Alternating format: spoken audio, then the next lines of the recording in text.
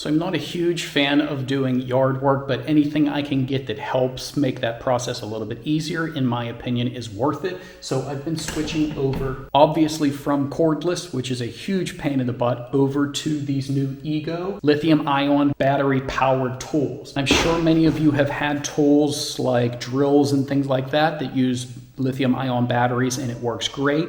But until pretty recently, that technology wasn't quite there as far as big tools and machinery goes. But now Ego is making even lawnmowers using this technology. So is it powerful enough? Yes.